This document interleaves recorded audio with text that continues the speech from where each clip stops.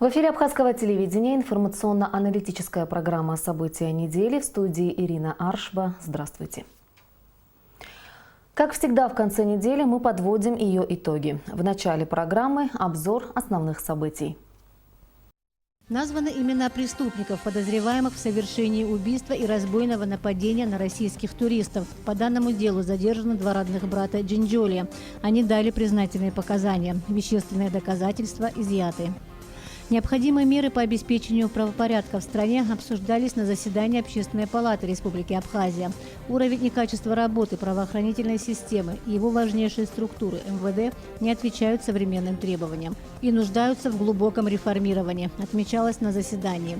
А между тем, от качественной работы органов внутренних дел зависит не только стабильность в обществе, но и развитие экономики, социальной сферы, туризма, авторитет и общий имидж страны. Таким образом, реформа правоохранительной системы требует огромных усилий со стороны государства и общества в целом. Члены Общественной палаты предлагали, в частности, сделать работу МВД максимально открытой, чтобы общество могло осуществлять контроль за деятельностью правоохранительных органов, усилить институт участковых инспекторов, усовершенствовать кадровую работу органов правопорядка и другие предложения. Члены Общественной палаты приняли документ с предложениями по реформированию правоохранительной системы Абхазии, который будет направлен президенту страны. В этом году городу Гал исполняется 85 лет. Президент Рауль Хаджимба поздравил жителей города с этой знаменательной датой.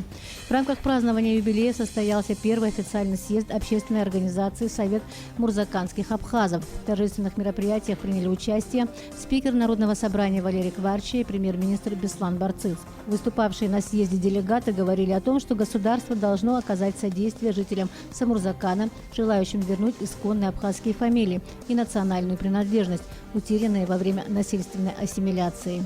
Республиканская политическая партия «Единая Абхазия» предложила политическим партиям и общественным организациям создать площадку для обмена мнениями по актуальным вопросам общественно-политической ситуации в Абхазии. С этой целью в офисе «Единой Абхазии» собрались представители партии Амцахара Айнар, общественная организация Абзанхара, Фонда социально-экономических исследований АПРА, депутаты парламента и Сухумского городского собрания. На встрече были затронуты многие актуальные вопросы в стране. Больше всего говорили о правоохранительной системе. В результате развернувшейся дискуссии выявилось общее понимание того, что в стране накопилось множество проблем, требующих незамедлительного решения. В первую очередь это относится к осуществлению назревших реформ. Общее мнение собравшихся: предложенная «Единая Абхазия» площадка нужна, так как пришло время говорить о проблемах открыто. В Москве прошли очередные консультации в рамках механизма внешнеполитической координации с участием чрезвычайного и полномочного посла Абхазии в России Игоря Ахба и директора 4-го департамента стран СНГ МИД России Алексея Павловского. Обсуждался широкий круг вопросов двусторонних отношений, в числе которых укрепление и дальнейшее развитие сотрудничества Абхазии с субъектами России, повышение квалификации абхазских госслужащих в высших учебных заведениях России, дальнейшее укрепление международных позиций Абхазии, а также ситуацию в регионе. Практика регулярного взаимного информирования и консультаций будет продолжена. Сменился руководитель миссии Международного комитета Красного Креста в Абхазии. Бывшего главу миссии МККК Мауро Морабита сменила на этом посту Хелен Старе. В эти дни она знакомится с представителями общественных организаций нашей страны. Состоялась встреча с матерями Абхазии. В ходе встречи с председателями движения «Матери Абхазии за мир и социальную справедливость» Гули Кичба Хелен Старе заявила, что работа по идентификации останков воинов, пропавших без вести в ходе Отечественной войны народа Абхазии, будет продолжена. Совместная работа МККК и движения «Матери Абхазии за мир и социальную справедливость» по идентификации останков пропавших без вести была начата в 2013 году. За этот период личность 40 погибших воинов была установлена. Во всех вузах страны началась пора вступительных экзаменов. В Абхазском государственном университете завершился прием документов от абитуриентов. Количество поданных заявлений за 2017 год неутешительное. Только 598 абитуриентов желают получить образование в главном вузе страны. Между тем, по данным статистики, в предыдущие годы количество абитуриентов было в разы больше. Абхазский государственный университет готовит специалистов по более чем 42 специальностям и направлениям. В этом году на специальность химия не было подано ни одного заявления. На физику только 2 заявки. Абхазский язык в неабхазских школах всего 3 заявления. А на других специальностях, как биология, география, математика, тоже минимальное количество заявок, не более 10. На сегодняшний день в нашей стране более 1500 объектов, включенных в список историко-культурного наследия. И отрадно, что в последние годы вопрос сохранения и восстановления этих объектов звучит все чаще. Общество охраны памятников истории и культуры создано совсем недавно. В пятницу в Сухуми состоялось первое собрание нового общества с участием министра культуры и историка культурного наследия страны Эльвиры Арсалия, деятелей науки, культуры и искусства. Наш корреспондент Рената Шакай расскажет подробности. Сохранение культурного наследия в наши дни становится важнейшим фактором государственной политики и основой для консолидации всего общества. Как отметил председатель организации Константин Тужба, именно в этой связи создано Республиканское общество охраны памятников истории и культуры. На первом общем собрании обозначены приоритетные направления. Мы намерены осуществлять общественный контроль за охраной и сохранением и использованием объектов культурного наследия. Самое главное, мы будем координировать и поддерживать соответствующие гражданские инициативы по сохранению культурного объекта. Уже начали и продолжим работу по популяризации историко-культурного наследия. Значит, несмотря на предпринимаемые государством меры, приходится с болью в сердце констатировать, что заброшены и разрушаются памятники и другие исторические объекты историко-культурного наследия. В государственном списке объектов культурного наследия, утвержденном указом главы государства, значится 1535 объектов. В настоящее время Департамент охраны историко-культурного наследия Минкульта проводит их инвентаризацию. Специалисты не исключают, что реестр пополнится еще несколькими сотнями объектов. Нам дали министерство целевую государственную программу, рассчитанную на 3 года. Сумма не безумная, около 16, почти 16 миллионов на 3 года по инвентаризации, собственно, списка, который мы приняли, чем мы сейчас и занимаемся.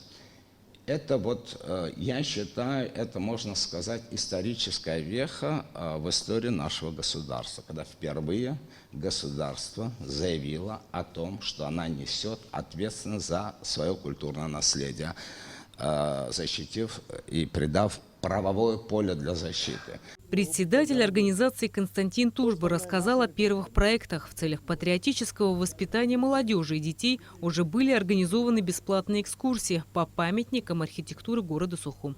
Маршруты организованы совместно с Министерством культуры и охраны историко-культурного наследия. Их около 7. И проводит их сам Константин Тужба. Мы будем способствовать вовлечению памятников в культурно-познавательный туризм. Для этих целей мы организовали бесплатные экскурсии для детей по материалам книги Анзора Агумова «Старый Сухум». Это учебные заведения Абхазии с конца XIX века, значимые культовые сооружения нашей столицы и другие маршруты. На этих экскурсиях уже побывало свыше 400 даже детей. И вот сегодня у нас 5 часов экскурсии, и вчера было. На сегодня нет ни одного места, записывается только на следующий четверг. В целом общественность очень болезненно воспринимает нынешнее состояние объектов архитектуры. У людей болит душа за город и за республику, отметил Константин Тужба. По мнению председателя организации, объекты культурного наследия Абхазии должны стать локомотивом экономики страны. Первое собрание Общества охраны памятников истории и культуры завершилось утверждением постоянно действующего в течение года совета в количестве 25 человек. В их числе видные деятели науки, культуры, искусства, архитекторы и общественные деятели. Рената Шакай, Беслан Шхинджери, Абхазское телевидение. Председатель Республиканского общества охраны памятников истории и культуры Константин Тужба сегодня у нас в гостях. Здравствуйте, Константин Андреевич. Здравствуйте. Создание общества, я так понимаю, это целиком и полностью ваша инициатива. Да, можно сказать так. И вот интересно, как именно вы планируете, сотрудничая с государством, содействовать в решении вопросов охраны и сохранения историко-культурного наследия? Ну, это наша уставная целевая задача нашего общества, потому что мы делаем, во всяком случае, ставим такой целью сделать одно общее дело. Они это на государственном уровне, а мы как общественная организация. Конечно, они последние годы заметно активизировали работу, много чего сделано. Мы, может быть, чем-нибудь тоже будем помогать. Есть стратегические глобальные вопросы, где вместе мы с Министерством культуры и с Департаментом социально-историко-архивного наследия, историко-культурного наследия будем ставить перед правительством, перед президентом, перед народным собранием какие-то глобальные вопросы, которые не под силу решить отдельным организациям и тем более общественным организациям. Какова структура вашей организации? Кто входит в нее? Мы привлекаем очень большое количество людей к работе к этой, потому что очень большое количество людей в Абхазии и за рубежом Абхазии волнует, интересует этот вопрос, потому что все уже обратили внимание, что период послевоенной адаптации, послевоенной восстановления затянулся у нас, потому что куда бы ни приезжал человек после войны в какую бы страну, пускай это будет Советский Союз, или это пускай будет бывшая Югославия, или Абхазия, первым вопросом люди задаются вопросом, а следы войны остались там? Вот. И я должен сказать, что в Советском Союзе война закончилась в 1945 году, где-то к 1950 году уже не было следов войны, ни в одном городе, в больших городах. В Югославии, вот, бывшей Югославии, это Сербия, Черногория, вот наши люди тоже бывают, ездят, они рассказывают, следов войны уже нету, там тоже. Она у нас уже, следы войны у нас уже стали как достопримечательность места. Ну, для кого-то, может, для наших недругов, они стали действительно достопримечательностями, чтобы нас упрекнуть и это выставить где-то фотографии такие. Вот. И мы думаем, что и общественно со мной этим поддерживает меня в этом, что мы должны предпринимать очень активные шаги в этом направлении. И в первую очередь это, конечно, вот объекты историко-культурного наследия. Здесь не только наше ученое сообщество, наше гражданское общество, наши общественные деятели, но и огромное количество людей. Сейчас, вы знаете, это очень популярно в социальных сетях, в Фейсбуке, Инстаграме. Здесь более 1000 обращений ко мне, и которые люди хотят поддержать и морально, и материально. Этот вопрос сдвинут с мертвой точки.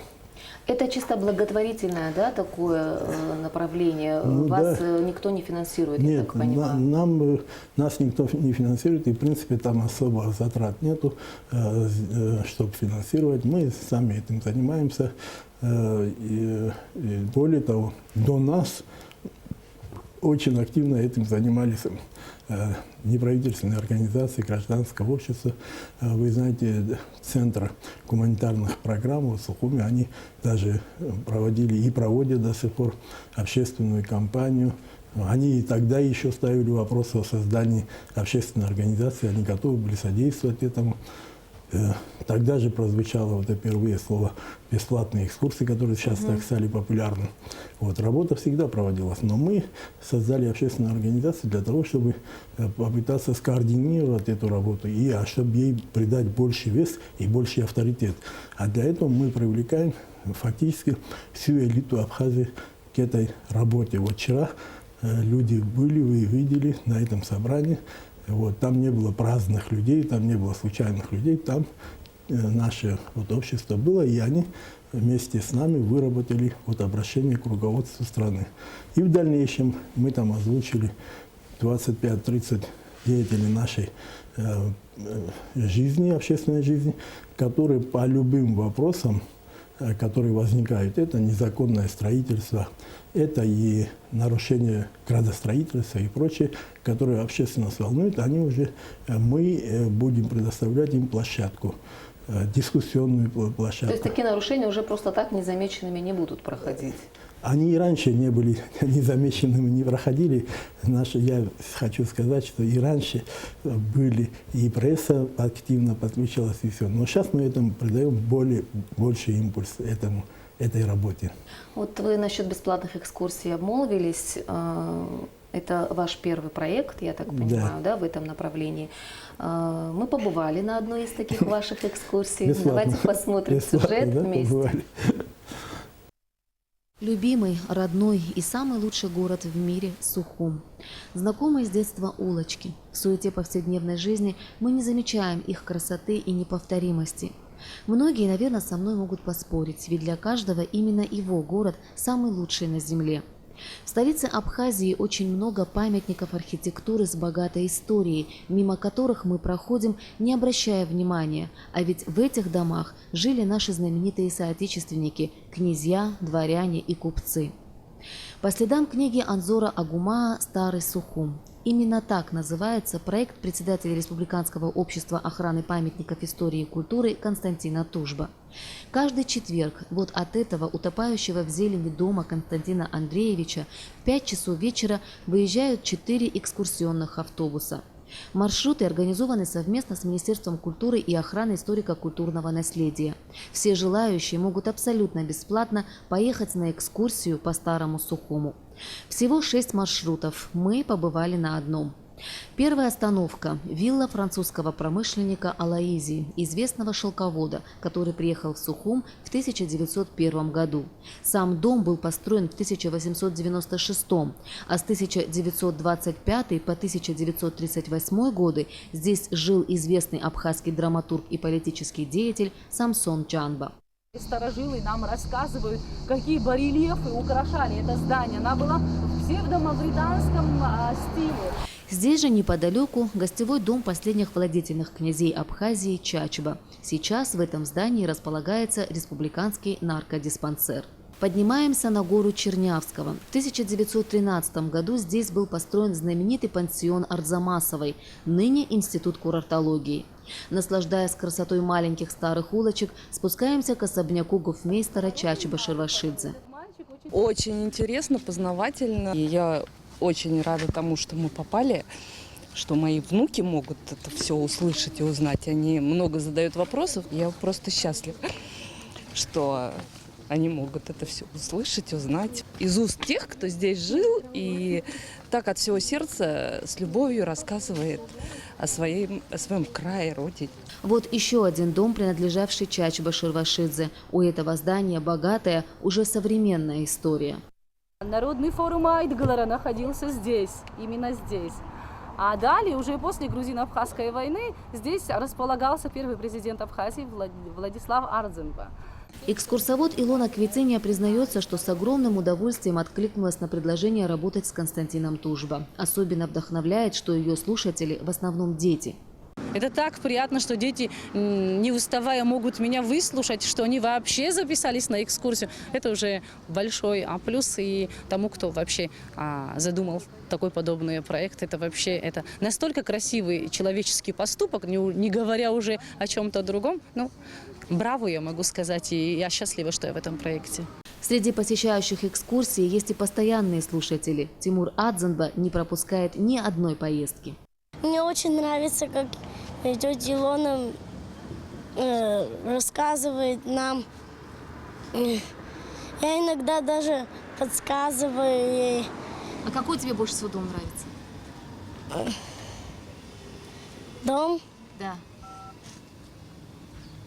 Мне многие дома нравятся. Сухум сегодня очередной раз убедилась в твоем величии и красоте. Тем, кто в этом сомневается, очень рекомендую побывать на экскурсиях по следам книги Анзора Агумаа «Старый Сухум».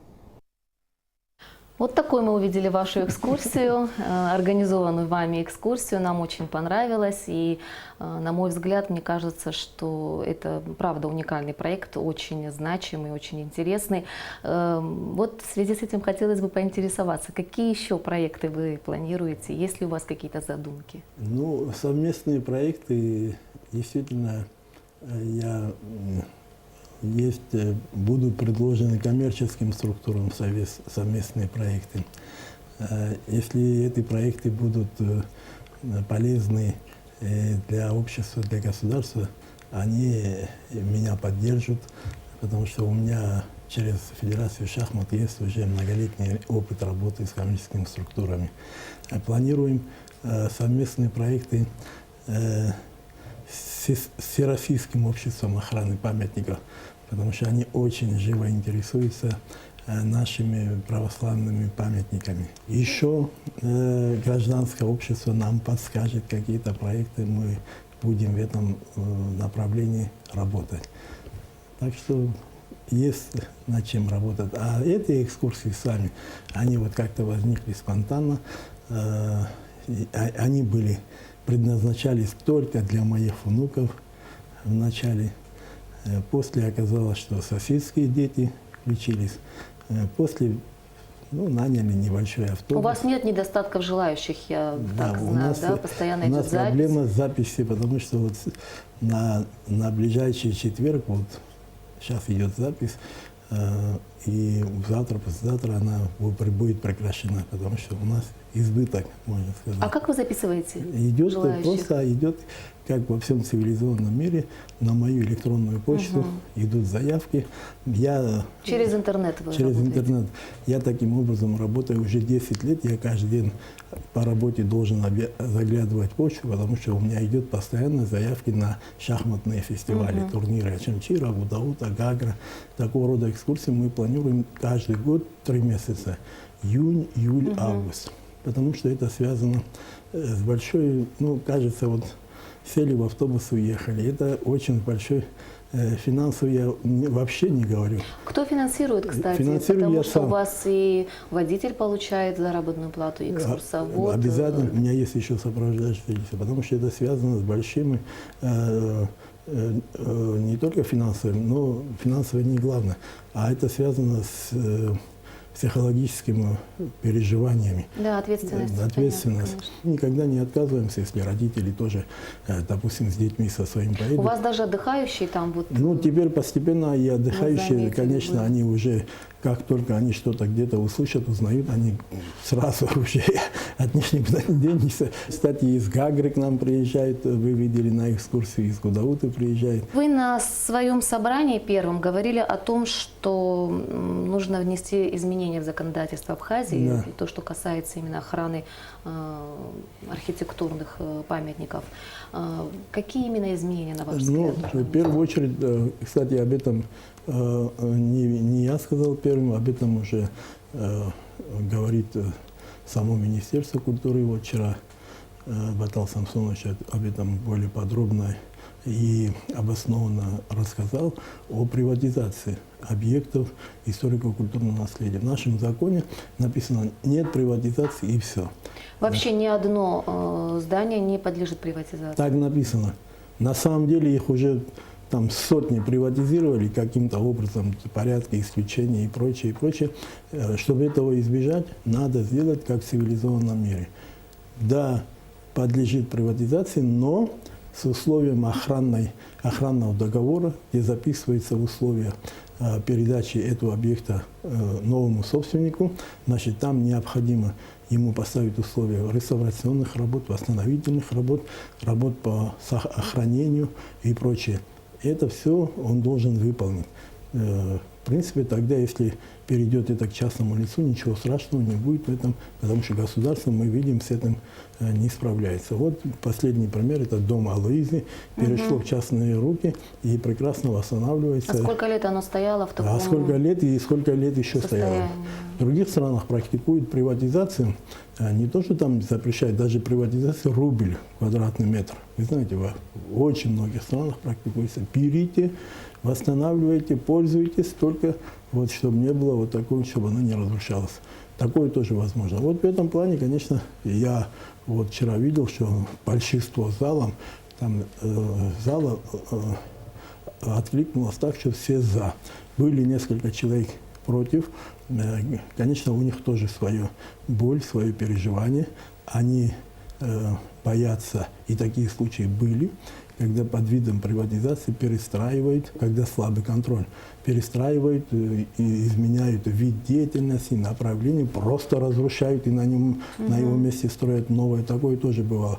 Но если будет все под контролем государства, такого не произойдет. Прозвучало предложение к руководству вносить в бюджет, да, хотя бы реставрацию да, одного это главная наша памятника просьба и требование. год. Да, это главное наше, вот вчерашнего нашего собрания, главная просьба и требование к президенту, Народному собранию, к правительству, чтобы внести в бюджет 2018 года хотя бы один из объектов, потому что эти объекты очень дорогостоящие, не меньше 1 300 миллионов рублей, 200 миллионов обходится ремонт вот таких объектов, которых мы озвучили.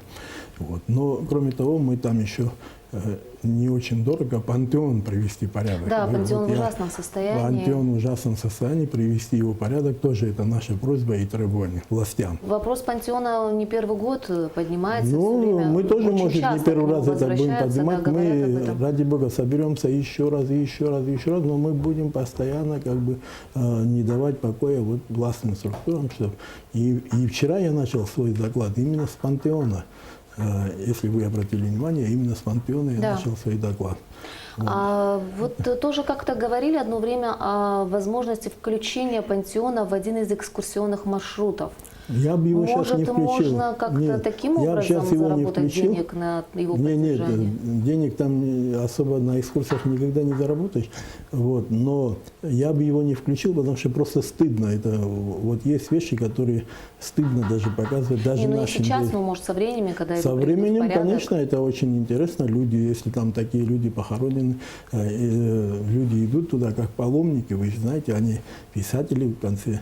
С некоторых пор превращаются в места, где люди идут поклоняться им, и такие люди у нас там похоронены. Помимо просто людей, да, не равнодушных к этой проблеме, организации могут вообще примкнуть к вашей Да, конечно, обществу, мы к вашей общественная деятельности? организация открыта. Более того, в уставе написано, это, что нашими членами нашего общества даже не граждане, граждане иностранных государств могут быть. Это гуманитарный вопрос, всемирный вопрос.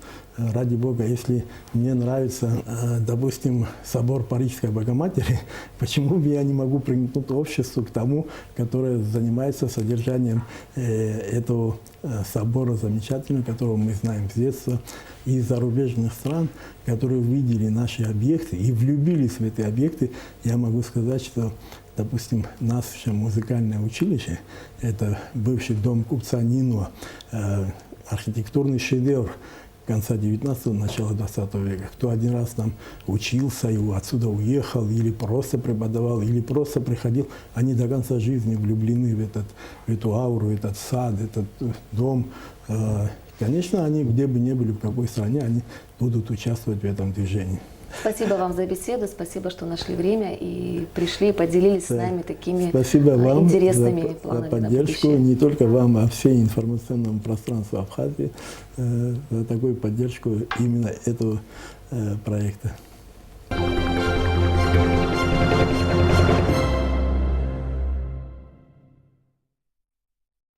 Инициатива, прозвучавшая на собрании недавно созданного общества по охране памятников историко-культурного наследия, уже получила отклик. Народные избранники с утра пораньше приступили к очистке пантеона, о котором, в частности, мы говорили с гостем студии Константином Тужба. Депутаты столичного собрания работали граблями, лопатами и пилами. О причинах акции и будут ли они проводиться и впредь, расскажет Нисфа Аршба. Без галстуков и совсем не в деловых костюмах на пантеон депутаты столичного собрания пришли в рабочей форме. С собой захватили садовый инвентарь. Сегодня народные избранники решили привести в надлежащий вид место погребения выдающихся деятелей Абхазии. Открыто первое заседание было общество по охране историко-культурного наследия. И там много говорилось о наших памятниках, культуры, памятниках истории. Речь шла и о пантеоне, что он в удручающем состоянии. Мы поднялись, посмотрели, да, действительно тут все заросло, много колючек, деревья вырастают. Вот а нас 26 человек, корпус большой, решили сами, никого не привлекая, сами собраться. Вот сегодня молодые мои коллеги проявили такую инициативу, мы их поддержали, все вот собрались своими инструментами, вот решили почистить. Вроде получается, я думаю, до вечера сегодня поработаем и намного будет лучше. Ну, в общем, тут нету руки, видно, что не присматривается, и много таких мест. Но если все вот так каждый у себя вокруг по чуть-чуть будут горожане делать, то порядка будет намного больше. Вооружившись лопатами, граблями, вениками, депутаты практически в полном составе принялись наводить здесь чистоту и порядок с самого утра. Четкого разделения труда нет. Каждый пилит, режет, косит, выносит мусор. Главное – очистить территорию не только от мусора, но и деревьев, кустарника и сорняков. Депутаты собираются трудиться до темна. Работа и правда не впроворот. Пантеон зарос так, что не везде и распознаешь могилы. Родились, выросли здесь, как бы все на это смотреть, заросшее, как бы, и душа, знаете, побаливает, что неухожено это все. И вот с коллегами депутаты городского собрания города Сухум инициативу вчера проявили, буквально вчера. Соберемся.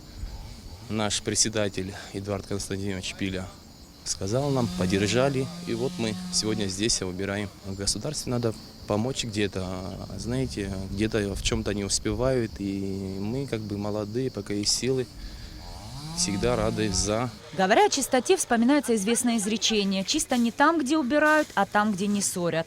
Вот только горожане вспоминают об этом не слишком часто. Каждый из нас может позаботиться о чистоте города, не бросая пакет с мусором в парке, сквере или просто под деревом. Нисфа Аршба, Артур Каландия, Абхазское телевидение. Особому отделу кубанского казачьего войска в Абхазии исполнилось 25 лет. О том, как казаки Абхазии отметили свой день рождения, в материале Алики Трапш. Уже по сложившейся традиции в этот день казаки Абхазии вместе с семьями приходят в Дранский собор, где участвуют в праздничном молебне. Службу провел настоятель Дранского монастыря, духовник казачьего войска, отец Андрей. Утешитель души истины же здесь и вся исполняй сокровища благих, жизни подателю приди, и все истинные очистены, а всякие скверные спаси блажи души наши. Святый Боже, святый крепкий, святый бессмертный, помилуй нас. По окончанию божественной литургии состоялось торжественное построение казаков с выносом знамени кубанского казачьего войска. Равняйсь! На дельский флаг! Смирно!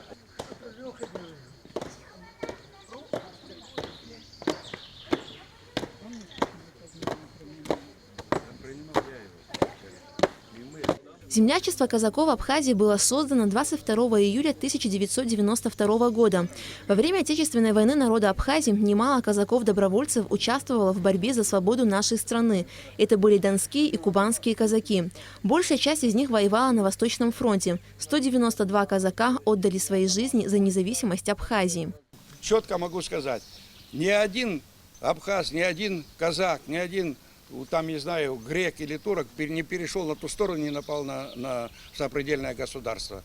Они пришли, они начали разрушать. Поэтому многие ошибочно считают, что мы вели войну и воевали. Мы нет, мы защищались. Именно мы защищались. Это четко и ясно надо понимать. Лучшим казакам особого отдела кубанского казачьего войска в Абхазии в честь юбилея были присвоены очередные воинские звания, а также вручены ордена и почетные грамоты. Помощник атамана кубанского казачьего войска Петр Петренко, специально приехавший на 25-летие отдела, поздравил казаков Абхазии с этим днем. Еще раз вас с праздником. Всего самого доброго и дальнейших успехов. И пусть для вас примером служат те казаки, которые в годы Отечественной войны 1992-1993 года приняли активное участие в защите независимости Республики Абхазия, а некоторые из них и отдали за это жизнь. Во всех районах республики, кроме Гудаутского и Ткачалского, создано свое казачье общество. На сегодняшний день количество официально зарегистрированных казаков в Абхазии составляет около 300 семей. Казачество – это в некотором роде силовой или, правильнее сказать, мобилизационный резерв президента Республики Абхазия. Мы готовы по его приказу выступить для ликвидации каких-то последствий техногенных катастроф, наводнений, катастроф более какого-то характера технического. В любом месте, где он сочтет нужным, нас применить. Сегодня абхазские казаки являются неотъемлемой частью нашего общества, трудятся в различных силовых и гражданских структурах республики, а также принимают активное участие в общественной жизни страны. Алика Трапш, Артур Каландия, Абхазское телевидение. Член экстремистской организации «Братья-мусульмане», уроженец Узбекистана Рамазон Гафуров задержан сотрудниками службы государственной безопасности Абхазии 20 июля в Сухуми. Об этом сообщает пресс-служба СГБ. У задержанного обнаружен и изъят паспорт гражданина Российской Федерации с его фотографией на имя Гасанова Акрама Аллахверданоглы с признаками подделки. 21 июля Гафуров передан компетентным органам Российской Федерации. Министерство культуры и охраны историко-культурного наследия разработало план мероприятий, посвященных празднованию Дня государственного флага Республики Абхазия, который отмечается 23 июля. В воскресенье в полдень в Музее боевой славы имени Ардзинба откроется экспозиция «История абхазского флага». В 4 часа вечера в сквере Абхазского государственного музея состоится открытие экспозиции «Хроника абхазского флага». А в 6 вечера в Абхазской государственной филармонии пройдет праздничный концерт с участием танцевальных и вокальных коллективов республики и звезд абхазской эстрады. Во время концерта состоится прямое включение телемост Сухум-Черкесск, Турция. День государственного флага Республики Абхазия также будут отмечать в Братской Республике КЧР и в абхазской диаспоре в Турции. Праздничный концерт и телемост будут транслироваться в прямом эфире абхазского телевидения. Такими были основные события уходящей недели. Какими они будут, мы обязательно расскажем вам в следующей программе. Всего доброго.